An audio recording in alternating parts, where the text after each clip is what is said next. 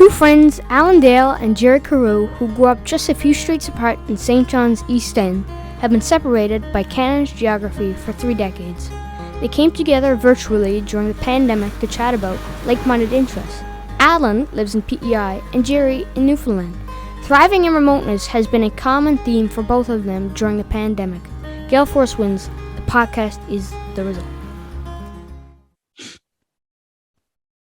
Well, welcome to Gale Force Wins. I'm Alan Dale, and with me, as always, my good buddy from the East End of St. John's, Jerry Carew. How are you, Jerry? Well, Alan, I'm doing well. I have always talked a little bit about the weather, which is either relevant or not to some people, but in Newfoundland, it's always relevant. What I am going to do today, though, is when you ask me how I'm doing, I'm going to relay a little story. And Kim and Katie, just bear with us. I'm going to just tell a little story. So last week on Wednesday, my sister went back to Halifax. She was here with my mom's ashes. My mom passed away on June 5th. Anyone following the podcast knows it's been a really challenging time. Well, I can tell you Wednesday for me, as all the family left and went back to Halifax, I was down. I don't normally get down, but I wasn't feeling myself. I get an email from one of our former podcast guests, so I'm just not going to reveal it right now because we don't have approval to say who this was from. But I just want to say that letter, handwritten from someone, was very, very, very uplifting. And I'm just going to read it. Bear with me. So I found myself listening to your interview on Gale Force Wins this morning. Your story as an entrepreneur is an incredibly inspirational one, and I thank you for sharing it.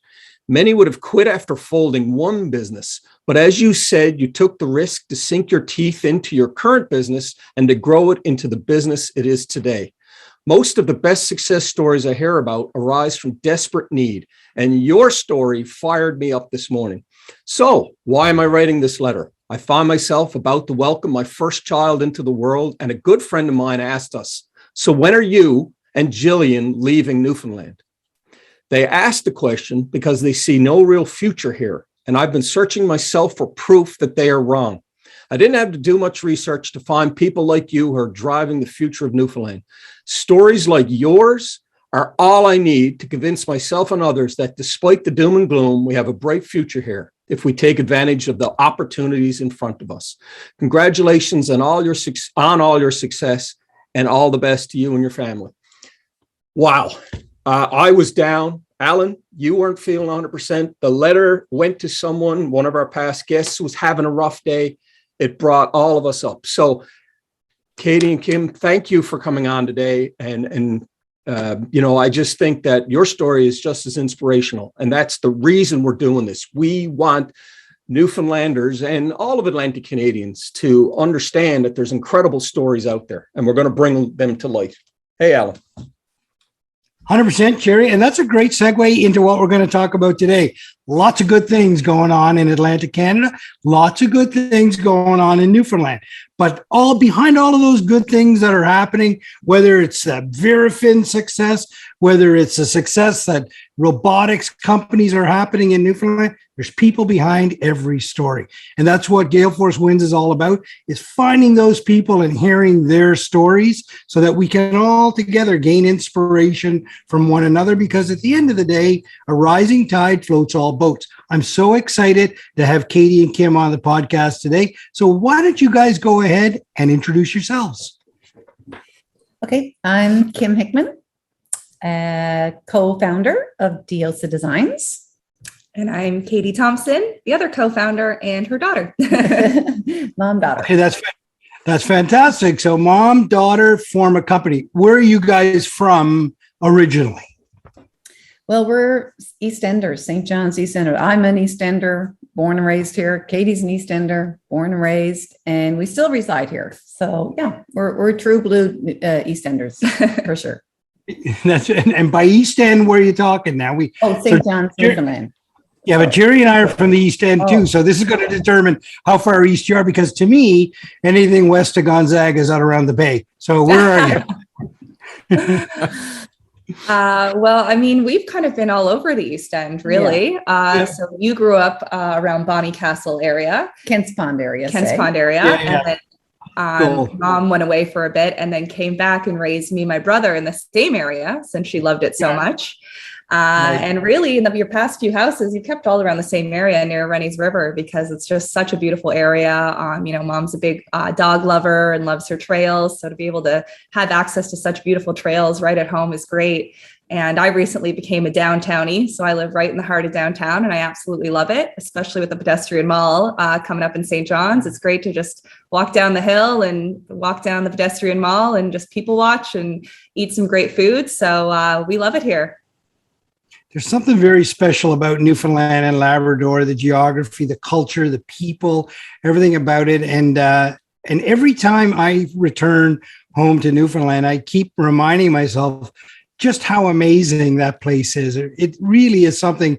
And oftentimes I think when we live in Atlantic Canada, we take the beauty of that for granted. And, it's only when you go back, you've been away for a while, that you really, really appreciate it. So good for you guys for kind of being there and making it so vibrant. Tell us a little bit about what it is that you're doing now. Like you say that you're co-founders, you're working together, mom and daughter. What's that all about? All right. Do you want to take them back to the very first question? We're going to take you back to the very first question, which was, I think it was August 2017. So we're probably up on 4 years now. Yep. And I said, Katie, do you have a backpack that you like that, looks professional, it's functional, it does everything you want, and it's just, more feminine than the ones that are out there and a little bit classier because everything was very masculine looking or very sportsy. And she said, no, I'm having the same problem. So then she'd ask one friend and I'd ask one friend. She'd ask two friends. I asked her something. And so we got to that point, which was nobody could find a backpack that they actually liked. And there's just this real gap in the market for women when it comes to backpacks. I mean, you either get, the sportier backpacks that you see, are sold everywhere for hiking or camping, or the ones that are often marketed towards women are very fashionable, but not functional at all, especially for, a modern working woman to have all the electronics that you need to carry throughout your day, especially if you're a mom to have everything you need to carry when you're a mom. And they're trying to sell us these teeny weeny little backpacks that don't have everything you need to carry in them. So we not only saw, a gap for us, but we saw a gap for all women, really. So that's when we started drawing women in and having what we called backpack yaks, where we would invite numerous women to my mom's house in the East End. And we would, and at one point, I think 50 women showed up and they all brought bags and they all picked out what they liked of some bags, didn't like with other bags. And we basically took that data and just consolidated it into the backpack that we wanted to make for everybody. Okay, that's cool. So that is cool. I even like the name. They named their checks backpack yaks. Okay, that's cool.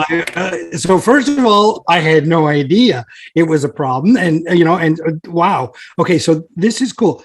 But at some point, you must have said, okay, this had to be done before. We stop now. This has to be.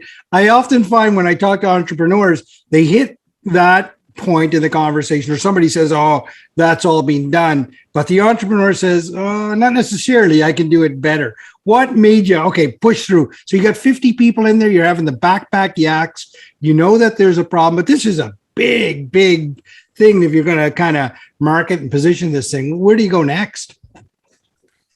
Well, I guess we just said we got to get a prototype. We got to get a designer to do a prototype. So I can tell you that every one of our staff are basically full-fledged Newfoundlanders, or they live in Newfoundland or had lived in Newfoundland. Some tied in Newfoundland. Yeah, there's some tied in Newfoundland. We love that because it's a very tight team that we have. So our designer, Leanne Avery, is a Newfoundlander and she's living in Quebec. And I got her name from a mutual friend, another entrepreneur here in St. John's. She's a great designer. So Leanne worked with us and we researched, we looked at every backpack on the market. Did we invent, the backpack? No, we didn't. And we don't take credit for that. We take credit for, we took a lot of things that a lot of backpacks had or didn't have, and we made one that we thought offered everything. So we kind of, we knew we weren't, reinventing the wheel. Yeah, we weren't going to patent a brand new thing no one ever heard of. We knew that. And yeah, lots of competition, tons of competition. but we wanted to be super different. And I think what we do is that, we've turned the company into an empowerment company for women. But I'll say that men are wearing our backpacks now. So it's, we don't exclude anybody, but this was about us. We're women and we wanted the backpack. It had nothing to do with segregating from anybody else. So when we decided to, get this backpack going, we researched and what's out there and how can we do it? So we did 8 prototypes. Now, COVID really kind of messed us up. We had 18 months of, like everybody in the world, everything got put on hold. Everything took forever. But after 8 prototypes, we finally got our bag and we made ourselves different. We give back to women's empowerment centers. Right now, we work with one in Guatemala. We joined 1% for the planet. So we give back. This is our revenue. We give back at the end of the year, 1% to these 2 causes that we believe in. And everything we do in our bag, we think about it. How does it have impact? Impact on the environment, impact on women, impact on the world. We're hoping getting our B Corp certification. I don't know if you guys have seen much about the B Corp world. Oh, what's that, Kim? Super interesting. I'll let Katie take over that part because I talk a lot. No worries. So so B Corp is basically a set of checks and balances for businesses for good. So these are businesses that, are really pushing for in every aspect of their company for sustainability, for fair treatment of workers. It goes down the list of just being a business for good, about what a business in this, modern world should look like. And sustainability is a big one for us, especially in, a retail product-based company. We don't want to put more junk into the world, right? So we made sure that, our leathers are made of vegan leather and our lining of our backpack is made from recycled water bottles. So we really wanted to, put something out there that was good for the earth as well as good for, women and for carrying them throughout their day. And I will say the name Diosa means goddess in Spanish. And Katie and I, we have a lot of ties to Guatemala, which is why we work with Empowerment Center there as well. But we just love the Mayan culture. So we really wanted to have some kind of we wanted the company to stand for, yes, support the Mayan women, but also just make women feel like goddesses. We want people to put on that backpack and say, I feel amazing.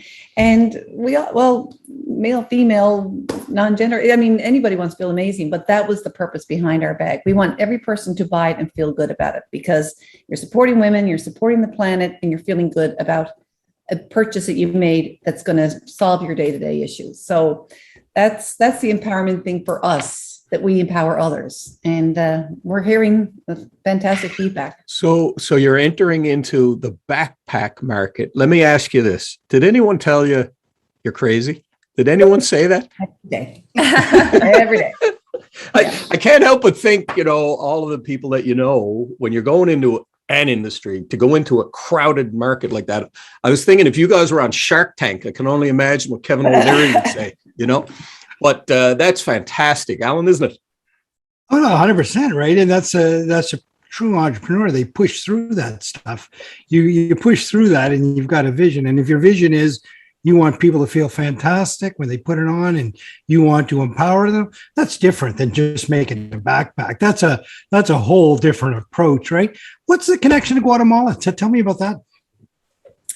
Well, I had another company with 2 other gals I met. I did Habitat for Humanity bills around the world, and I met these 2 crazy ladies from Ontario, and we formed a company called Give, Get, Go. So we take people to different countries and we do bills. So it was like Habitat, but we would do the after travel part. So Katie'd come on a couple of them, and we just fell in love with Guatemala. We love the people. We have really good friends there.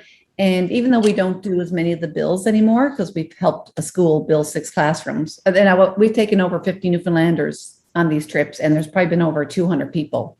I think close to 300 have gone down on trips. So we keep going back to Guatemala because we love it, and we just go there for vacation because we just love it. But the people and the women weavers, and it's kind of nice. Katie actually interviewed a woman weaver when we were there one time. Her background is journalism, so maybe you can just tell them a little bit about that. Well, interview. I think the women weavers of Guatemala really inspire us because it's a very maternal art. So it's passed down from grandmothers to mothers to daughters, sisters, aunts. So that was really inspiring for us to go and see that. And, but, you know, there are some very impoverished areas of that country, and our friends down there who we converse with a lot, you know, say some areas need help. And a lot of these women need help to, you know, not only learn this craft, but be an entrepreneur and able to sell the craft. And often they're the breadwinners of their family. So it was a really inspiring story when we were down there. And we knew that we wanted this aspect of the company, the you know, Diosa for Good, is to give back to these empowerment centers. And especially over the pandemic, I mean, Central America has been hit very hard. The vaccination rate has not been very high.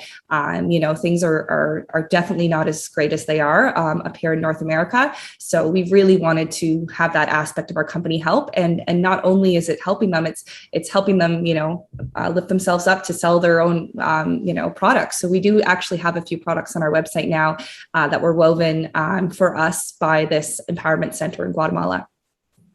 Your entrepreneurial spirit and your desire to help others, it's impressive. You can feel it. It's great. Where does it stem from? I mean, this doesn't happen overnight. Like, is there entrepreneurship in your family? Is there this desire to give back to your community and to others? Does that run deep into your family? Tell me a little bit about that. Absolutely. You know, well, my father was in the car business, and he was 3 generations, and now we're down to 5 generations in that family business.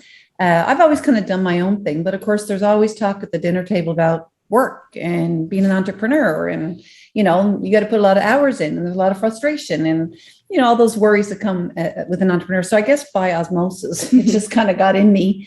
And then of course, Katie's always heard me because I've had a few businesses during her growing up days. So she's seen me as a businesswoman. And then when we decide to come together, like, we work really well together, and she can call me out and I don't get upset, and we can bounce off stuff with each other. And it's just that we have the same love, and we have the same, you know, the give back. Like, we've always done volunteer work. We're just those type of people. And, you know, I believe in altruism. I think you should volunteer and feel good about it. Nothing wrong with it. And I also feel that if you want to give in your own backyard, that's cool. If you want to give somewhere else, that's cool. And it is about how you feel about giving back. But we try to keep a well-rounded view on who we give back to. And it's not just Guatemala. It would be, you know, we would work with an empowerment center in St. John's, where we're just starting to kind of get our brand out there about what we do. So I guess, you know, business and giving back, I consider our business a business with a social conscience. We're not a social enterprise, because no one's depending on us to, you know, run a business so that they can have employment or survive. So the give back is that little piece. The bag, the vegan bag, is not made in Guatemala because they just don't have the infrastructure. So that was made in China. And I got to clarify that, because we've kind of got these 2 different worlds going. We got Guatemala and China, and they're like, oh, what are you doing? Yeah. So yeah, it's I don't know. We're very worldly people. We travel a lot. We've seen a lot of the world, and yeah, we just embrace kind of all these experiences, and that's what this company's all about. Tell me, okay, so that you've tapped into another area that I'd like to explore: your travel, your desire to travel and see different things. Travel is an amazing form of education. You open your eyes to see other cultures and look at things through different lenses, and I think you walk away better because of it. Tell me a little bit about some of your journeys together, your travels together, that may have formed the foundation of this company.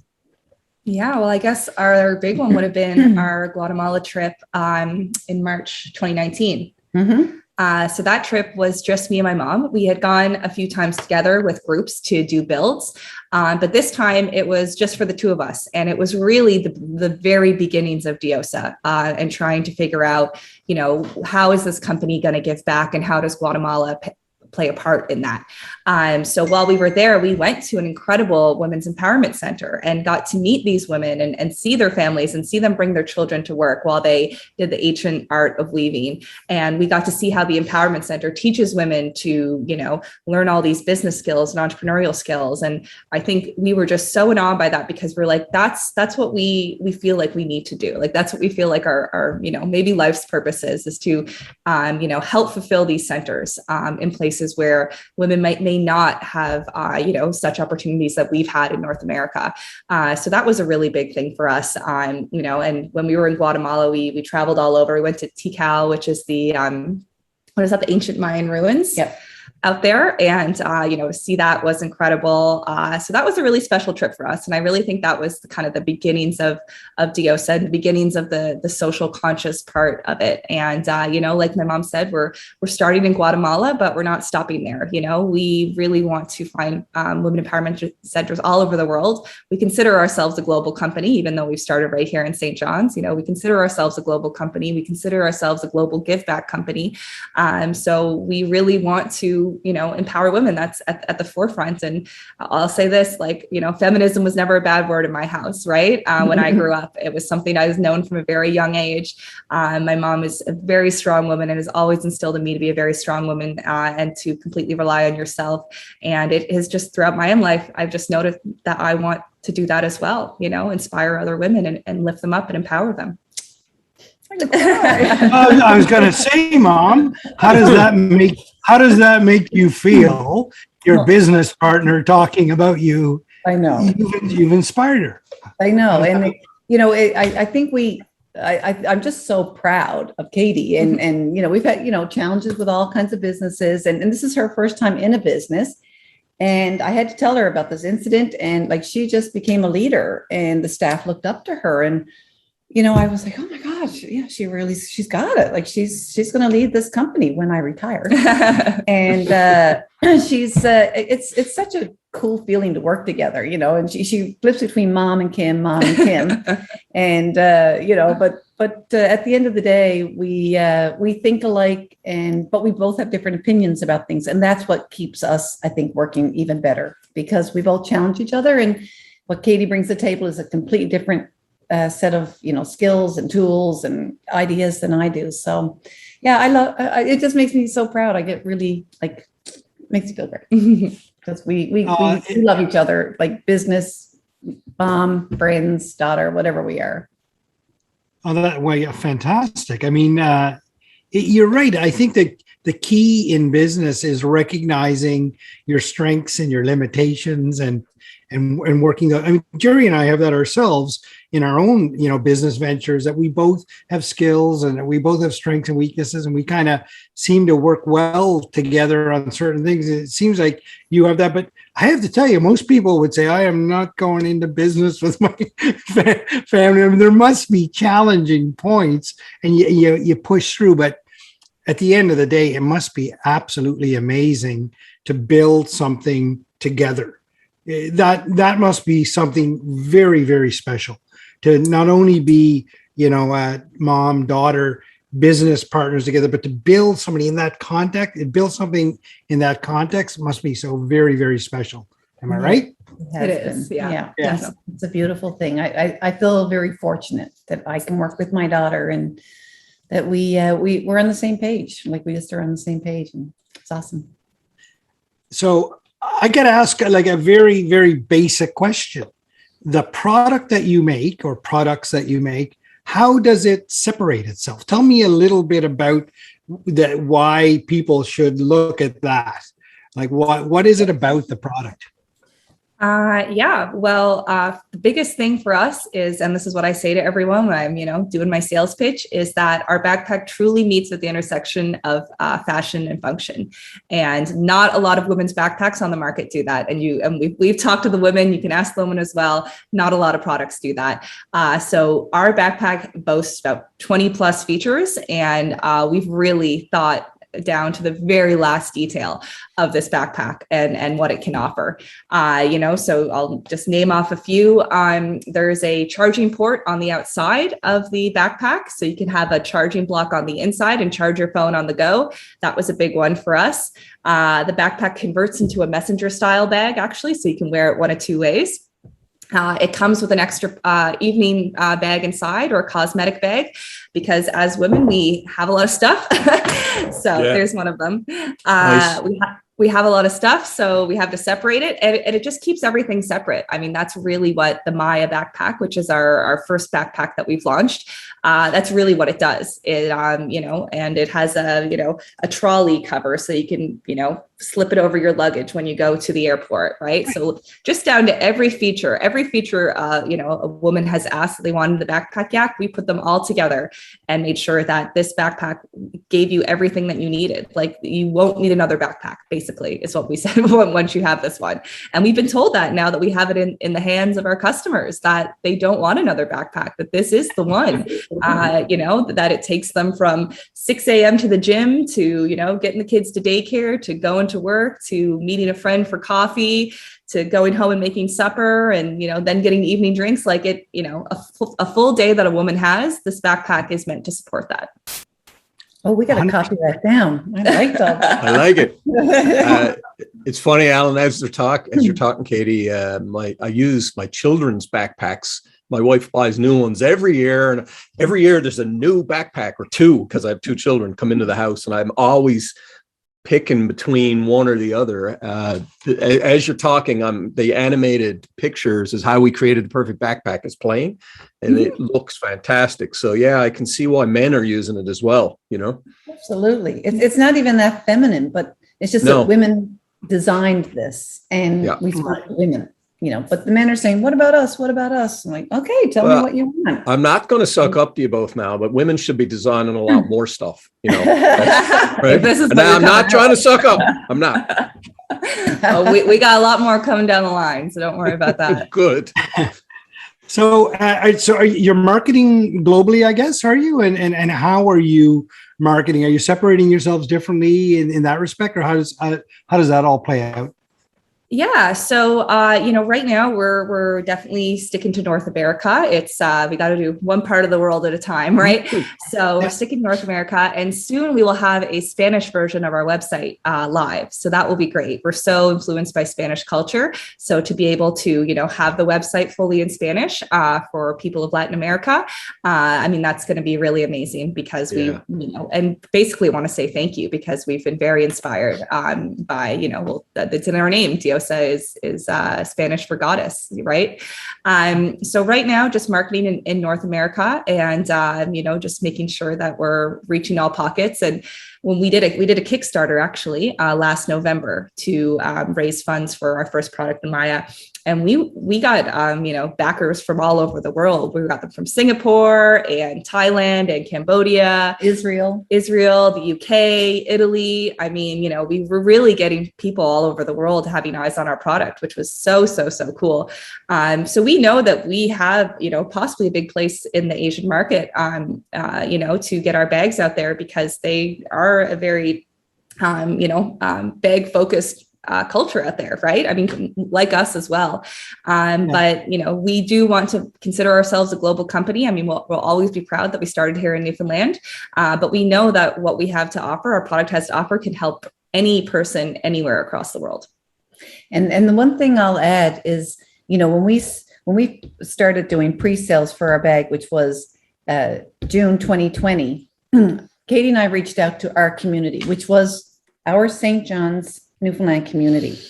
And we were blown away by the support of our friends and family who got us launched. Like, they bought something, they didn't even know what it was. I'm sure they thought we were crazy, because we kept telling them about the backpack. And anyways, we had most beautiful support from people, and that, that revenue that we generated helped us launch to the next part of our company. And then the Kickstarter, again, another huge support from friends and family and people around the world, launched us again. So if it wasn't for our local Newfoundland community, we wouldn't be here today. Like, honestly, if we didn't have the support of Newfoundlanders. And I think as Newfoundlanders, you're really proud of people who start businesses, and you're really proud that you know somebody who's going to try to make a go of it. And so you're going to get behind them. And wow, like when I tell people about how many Newfoundlanders have the bag, and now we have a problem because they go out and now they all have the same bag. So no one can tell who has what bag because now all the friends are all getting the bag. So. It's like a wine glass. You're going to need some sort of thing at the bottom so you know which wine is yours. Yeah, we're going to need identification markers. Yeah. We're already looking into it. Yeah, we're looking into it. So so if I could just even say that, like we aspire to be a global company. I want Diosa to be a household name. I want people to look at our logo and say, oh, that's a Diosa. That's how high we are aiming. But I can't not thank the grassroots and the support we had from just Newfoundlanders. It was beautiful. There's something very special about Newfoundland and Labrador. Is that people want to see you thrive. They want to see you be successful. They embrace you. You know, we've had people on the podcast that are newcomers to Canada, newcomers to Newfoundland, and they talk about the warmth of the embrace that they received from Newfoundland. But even growing up in the East End, you still get the warm embrace from the people that want to see you be successful. To me, it doesn't sound like work. It sounds like you're so passionate about what you're doing. It probably doesn't seem like work. Am I right? Yeah. And that's our entire team. I mean, we have a team of 7 right now. 7. We have a team of 7 right now. And so, that's a lot for, me and Ma are definitely the faces of the company, sometimes the co-founders, but we also would not be able to do what we do without our team. Our team is incredible. And like we said, they all have ties to Newfoundland one way or another. A very strong group of women and one man who have helped us create this vision and have made it come to life. And we would not be anywhere without them, even though, we often get the press. But, for the team as well, we have some highly professional people on our team. Like, Leanne Avery is, an incredible designer with, working huge brands across Canada, but she loves this company and she loves what she does here. And we love her. We can't lose her, but she has such passion for what she does. And you see that in the backpack. You see that in every little detail, every design, everything is so thoughtfully, thought of, that it's truly incredible to watch this truly professional person love their craft and love their work so much. And another true testament to how tight our team is, our e-commerce director, Christina Adams, she says to me, I'm never in a bad mood after our meetings. It's amazing. We're always smiling and happy. She's like, most meetings like, oh my God, what am I going to do in this meeting? I'm going to be over with. We don't. We all like big smiles on our faces. We're all energized. Everybody's helping each other. So we're just having a ball. And I know that our team is too. So it's really amazing. Well, that's really important. I mean, Alan, you reflect on one of our guests said, the minutia of business every day actually can get you down. At the end of the month, hopefully there's profit, but the ups and the downs can get you down. So listening to you talk, about Christina being up after the meetings, you might as well be up, because when you're down, it's no fun, is it? No, you're not getting to get anywhere. No. What a great story. It's 100%. I love talking with passionate entrepreneurs because I never have to ask them about the team. I never have, because it just naturally flows. Mm-hmm. Leaders like yourselves tend to celebrate the people that are working alongside you. You bring them to the forefront. And it's the very reason that you bring them to the forefront that they're so happy to work with you every day. That's the reason they have smiles on their faces, because they feel part of your vision. In fact, they're helping define your vision. They all too, I'm certain, want to give back. They're all doing this for the right reasons, right? And so that's a beautiful thing when all this comes together. But make no mistake about it, that comes deep in your ability to lead people and your ability to show them a vision and include them in it. And that's why everybody's so happy in your team. That must make you feel good.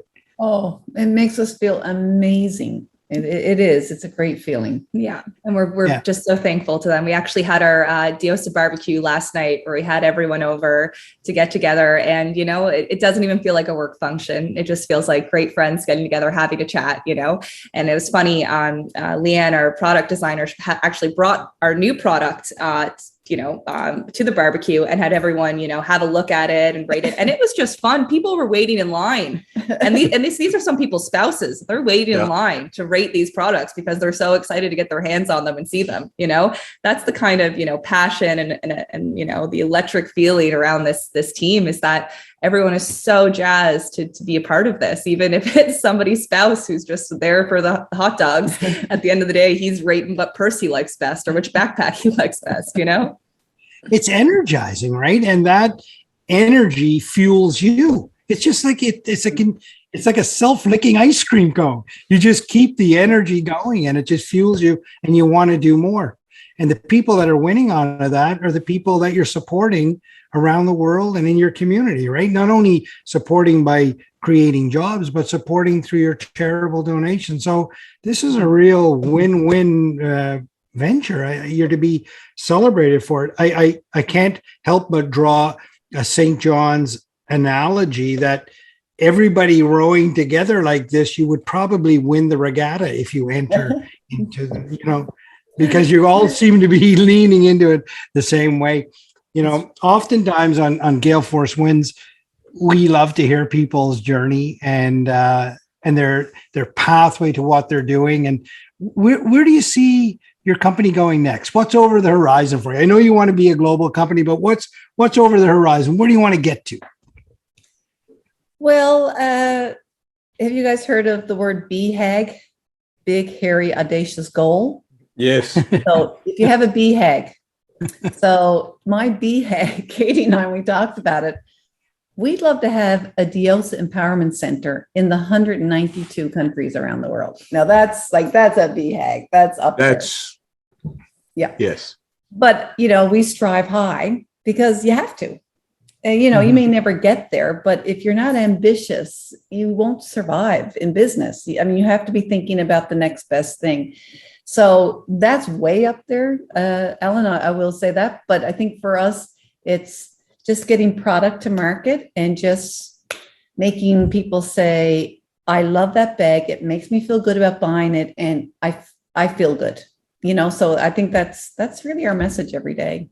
Yeah. And also just, looking for ways to be more sustainable in our entire process, from designing it to the supply chain to receiving the bag. I mean, we're really, Leanne, our designer especially, is really striving for sustainability in every step of the way because we know how important that is to us about caring for the world. So, I think eventually we'd love to have a fully compostable backpack. I don't know how far in the future that can be, but we're already looking at alternative leathers like cacti leather is one that we're looking into in Mexico, seeing how that leather stacks up to the vegan leather, so we're already looking at some really truly innovative alternative textiles, that places like Mexico are pushing out as that's saying that, they don't require a lot of water to make, they're harm-free. We're not using animals. So, it's a really interesting, neither me or mom have been in this business before. So that's all brand new to us, but also it's great to find out these, pockets of the earth where people are striving for sustainability as well. It's so important in 2021 to be a sustainable business, I really feel strongly about that. And I really want Diosa to kind of feel proud about every step of the way we have sustainability in mind. And we use the term ethically sourced because, we do have a vegan leather backpack, but that wasn't made from organic product. And now we're looking at recycled leather. So actual leather that's been reused. So, we try to look at how can we use a product. And we're not vegans and we don't profess to say, we won't use leather, but we want to do it right. So if we're going to do it, we want to think about what we're doing and how we put it into a product that we feel good about. Yeah, it's interesting. I did a project a few years ago, more than a few years ago, at university when I was studying communications. And one of the project was about take one article of clothing that you have and go through the whole thing to find your most ethically sourced piece of clothing. And I thought that would be pretty easy. It was hard. Like every item that I went down, I came to a roadblock and said, oh goodness, I can't believe they did that, or they chose that path or whatever. It's really interesting to hear you talk about this is where your head is. We want to make sure this is an ethically sourced product. I'll tell you, the one that I settled in on was my Fluvog shoes. That's the ones that they were the ones that rose to the top. So there you go. But congratulations for doing that. And well done, because you're right. If all companies thought like this, I think the world would be in great shape, right? And many are. Many companies, just like you, are thinking the same ways that we've got to, help this planet. We can't just take and take and take. And I think that you're right on the right track there. You've had a wonderful journey. It's clear to me that you love what you're doing. It's clear to me that you love working together. And it's clear to me that you have a great deal of respect for one another. So that's fantastic. We ask our guests to leave the audience with a takeaway. You've done some great things and had business in the past. You've traveled around the globe. You're building something here. You got a great team around you. What would your piece of advice be, individually or together? What would that big takeaway be for our audience? Will you give yours? Maybe we have the same one. Maybe we have something different. Someone told me this a while ago. So I have a background in journalism, so big on storytelling. And someone said to me, only you can tell your own story. And it's a very simple phrase, but it's very impactful when you start to think about it. We're going up against a very crowded industry, but we only have our story to tell. And our story is very different from everyone else's, and only we can tell it. So that keeps me and my mom driving throughout this, is that this is our vision, whether we, is similar to other people's visions, only we can tell it and only we can see it through to the end. Yeah, I'd say that's pretty good. And I would say for me, and this advice came to me from Katie's dad. He said to me a long time ago, if you're going to start a business, make sure you have something that people need every day. And that's always stuck with me in the different businesses I've done. And women need bags every day. We don't go anywhere without a bag. We just don't. So that would be my advice back to people. Anyone who wants to be an entrepreneur, just make sure you can provide or have a service or whatever, a product that people need every day, because that's how I think businesses will survive. 100%. Jerry, what are your thoughts on that? Well, there's a lot you've presented here. I can't help but think about, the fact that you design products to help women unlock their inner goddess, which is a beautiful thing. I couldn't help but reflect on my mom, who became a widow at 43. Incredibly strong woman. In fact, she was a goddess. Didn't necessarily know it. So if you two can actually help some woman like my mom become or understand that they actually are a goddess, that I think is probably worth its weight in gold, because if they don't know, they can't be the goddess that you want them to be. So if you two can help them, and this podcast might inspire someone to become there, I think you're going to do something. Be awesome. Well, thanks for that. That's awesome.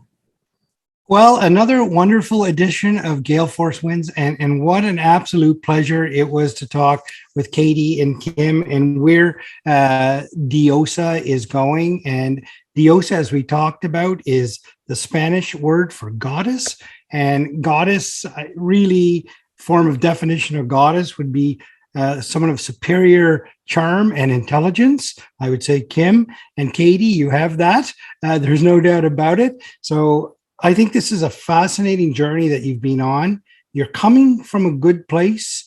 You're going to a good place, and you love doing it along the way. And that to me is very inspirational.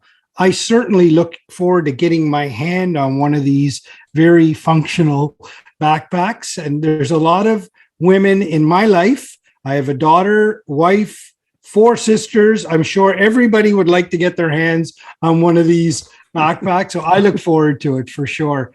Listen, thank you both very much for joining us here on Gale Force Winds. It's really been our pleasure. And I, too, like to leave the audience with my own piece of advice. And quite frankly, the world needs more Kim and Katie. So thank you very much. Oh, thank you, Alan. Thank you guys very, very much. And we had to include Maya, the other member of the team, the backpack in our last shot, because she got us to where we are today as well. That's what we call her, Maya. Absolutely impressive.